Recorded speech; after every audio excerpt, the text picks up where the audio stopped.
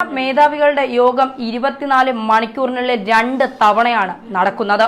കാര്യങ്ങൾ വ്യക്തമാക്കുന്നത് ഇന്ത്യൻ പ്രധാനമന്ത്രിയും ജാഗ്രതയിലാണോ എന്നുള്ളതാണ്.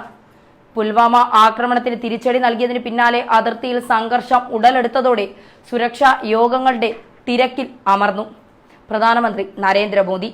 24 മണിക്കൂറിനിടെ 2 തവണ സേനാ മേധാവികളുമായി അദ്ദേഹം കൂടിക്കാഴ്ച നടത്തിയെന്നാണ് വിവരങ്ങൾ. സുരക്ഷാ ക്രമീകരണങ്ങൾ സൂക്ഷ്മമായി വിലയിരുത്തുന്നുണ്ട്. പാകിസ്ഥാൻ കസ്റ്റഡിയിലായ വ്യോമസേന വിംഗ് കമാൻഡറെ തിരികെ എത്തിക്കുന്നതിനുള്ള നടപടികളും യോഗത്തിൽ ഏറെ ചർച്ചയാവുന്നുണ്ട് എന്നാണ് സൂചന. ബാലാക്കോട്ടെ ജെയ്ഷെ ഭീകര ക്യാമ്പിന് നേരെ ഇന്ത്യ നടത്തിയ ആക്രമണത്തിന് ശേഷം പൊതുപരിപാടികളിലും സമ്മേളനങ്ങളിലും പങ്കെടുത്ത മോദി കഴിഞ്ഞ ദിവസം പരിപാടികൾ വെട്ടിച്ചുരുക്കിയിരുന്നു. രാവിലെ സൈനിക സുരക്ഷാ സന്നദ്ധരുമായി ബന്ധപ്പെട്ട കൂടിയാലോചനകളോടെയാണ് മോദി ദിനം തുടങ്ങിയത് തന്നെ. യൂത്ത് പാർലമെന്റ് ആയിരുന്നു ആദ്യ പൊതുപരിപാടി. അതിൽ പങ്കെടുത്തുകൊണ്ടിരിക്കുന്നതിനിടെയാണ് പാക് കടന്നുകയറ്റം സംബന്ധിച്ച അടിയന്തര സന്ദേശം പ്രധാനമന്ത്രിക്ക് ലഭിച്ചത്. പ്രസംഗം വെട്ടിച്ചുരുക്കി ഓഫീസിലേക്ക് മടങ്ങിയ പ്രധാനമന്ത്രി സർക്കാരിലെയും കര, നാവിക, വ്യോമസേന മേധാവികളുടെയും യോഗത്തിന് നേതൃത്വം നൽകി.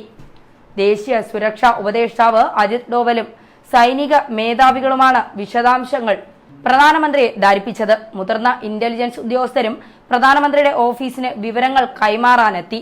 ഇന്ത്യൻ വ്യോമസേന ഉദ്യോഗസ്ഥനെ ഉടൻ തിരിച്ചയക്കണമെന്ന് പാകിസ്ഥാന് ഇന്ത്യ താക്കീതും നൽകിയിട്ടുണ്ട്.